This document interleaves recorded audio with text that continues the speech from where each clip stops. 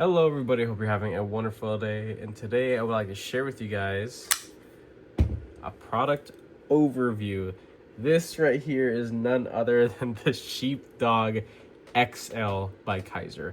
No, this is not a brand new model by any means, but this is just a knife that my boss let me check out. This is from his personal collection. I think it's his second or third favorite knife that he uses.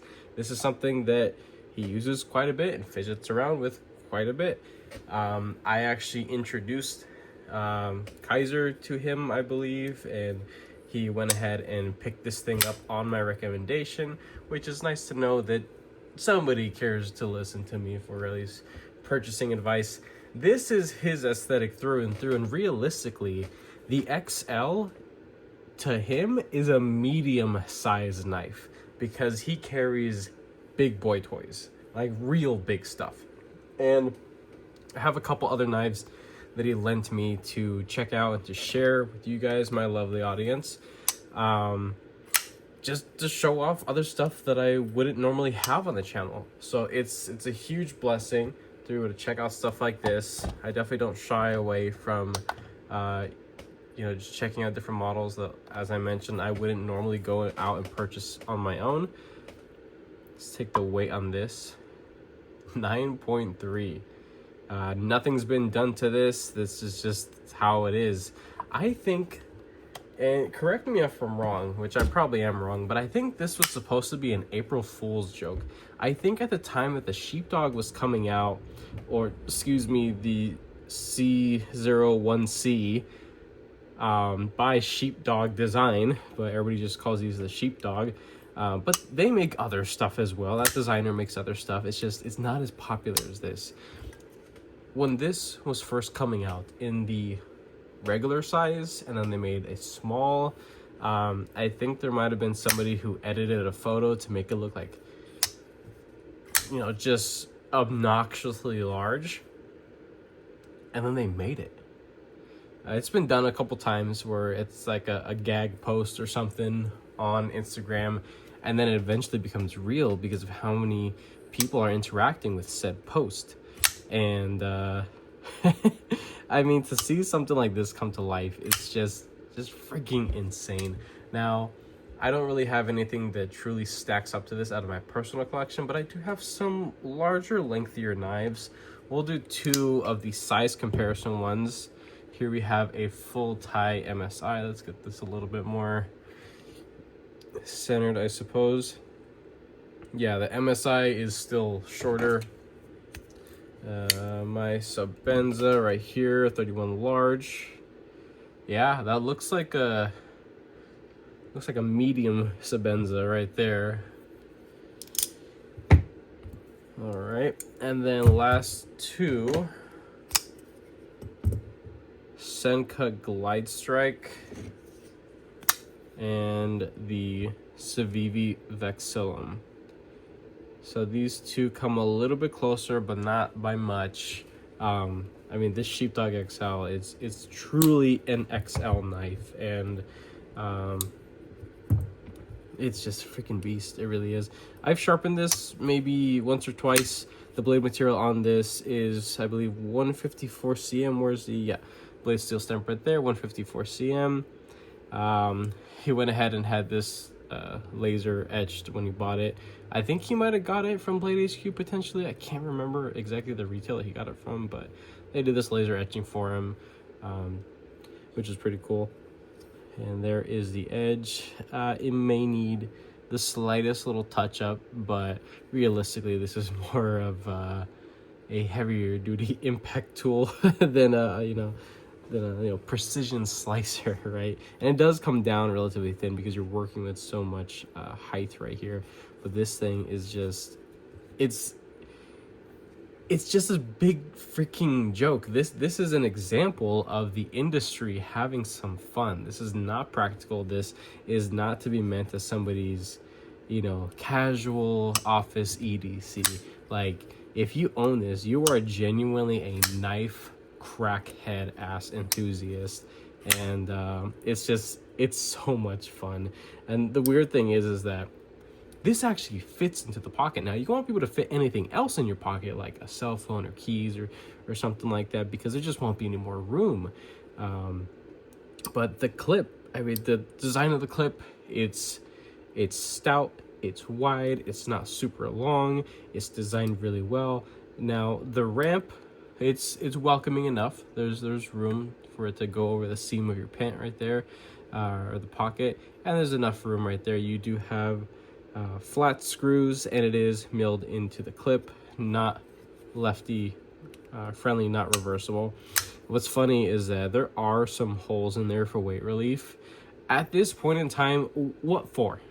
Realistically, what was the point of putting weight relieving in this? Like, just go ahead and just make it an even 12 ounces. Why not? Just why not? You know, that would have been really fun. Surprisingly, the detent and the action on this is hilariously good.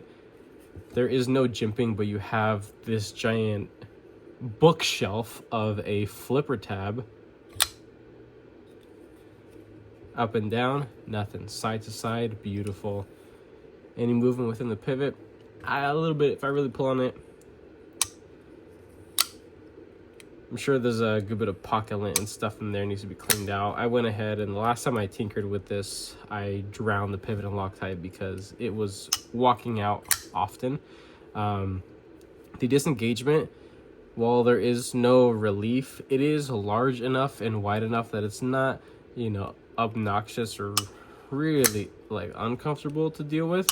There is zero stick or slip or really anything I can notice. There is a ceramic detent ball, I believe, and this is riding on ceramic bearings, which, I mean, they could have gotten away with just putting washers in here. I think that would have fit the build overall, because if something of this size came down on your fingers for any reason, it would not be a good day, especially with a fresh edge. I mean, that's real bad news. Now, full flat scales, I believe this is just a faux carbon fiber over G10, which this is definitely more of a affordable budget model. It's not like the higher end one with titanium, but I don't believe they make the titanium one in this size. I think they just make a large. Thank God they use T8s for the body, T8 for the pivot as well, and then for the clip, those actually look to be, I think those might be T6s for the pocket clip. Not a big deal. It's not a piece you're going to be interacting with too often. The construction on this is full steel liners. You have 3 standoffs there. I think 3 is a little excessive. 2 could have been just fine. Unfortunately, structural rigidity on this other, half of the handle. But that is about it for this thing. It's just this huge, comically built knife that is actually made, really well. Kizer, a good, long-standing, trusted company, overseas production, working with a plethora of different designers. And the Sheepdog itself, or at least working with Sheepdog Design, they have just taken this thing and put every lock that they can. I'm surprised there isn't like a Sheepdog slip joint at this point, or even a back lock.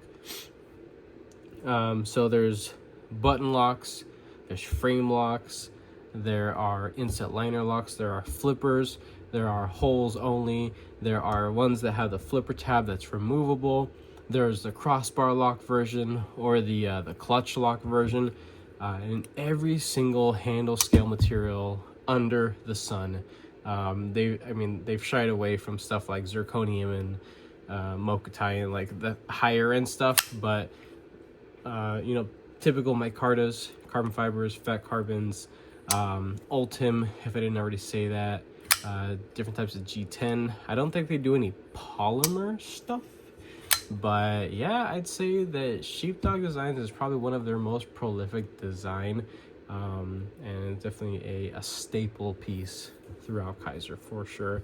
And it's funny because this is the only one that I've ever experienced. I've never handled any of the other Sheepdogs, and I wanted to get like a medium, but I just never pulled the trigger or never found one that was like dirt cheap on Blade Bench. I wouldn't want to buy one brand new because it's just been done a bajillion times. It's a good looking little utility blade with a sheep's foot blade. That's great. It's nice and simple, was brought to the market at an affordable price point. That's why I took off. You know, it wasn't anything groundbreaking. I think it's the price that really set it apart from other stuff that was coming out at the time. But when this thing came around, I mean, I believe this model could still be had for under $100, and you're getting a lot of product here. You are truly getting a lot of freaking utility out of something like this. This is just wild. You do have, I believe these are steel with a coating on them. They could be potentially aluminum collars right there, just for a little pop of color, which I think is neat. And that's about it. Perfect centering. I mean, perfect action for being, you know, a heavier used knife. And that's it. This is just a little overview, nothing crazy. This is, again, not my knife, so I'm not going to critique it as if it's something that I'm trying to figure out whether or not I'm going to keep it in the collection or not, because it's not my knife. But it's just a little overview just to share with you guys my thoughts and my reactions of you know, tinkering around with this thing in hand and having a little bit of time to play with it. I have sharpened it. It is good. 154 cm steel, feels good on the edge. It's not a blade shape that is difficult to sharpen by any means. Nice flat spot for my wicked edge system to pinch here, and then just, you know, a couple passes, and almost lost a finger there. That's it. So if you guys like this video, found it entertaining by any means, go ahead and leave a like down below. If you are subscribed, thank you so much. I appreciate all your support and your patience, of course. If you're not subscribed, please consider subscribing, because I have plenty more videos and content coming you guys this way. And with that being said, I hope you have a wonderful rest of your day.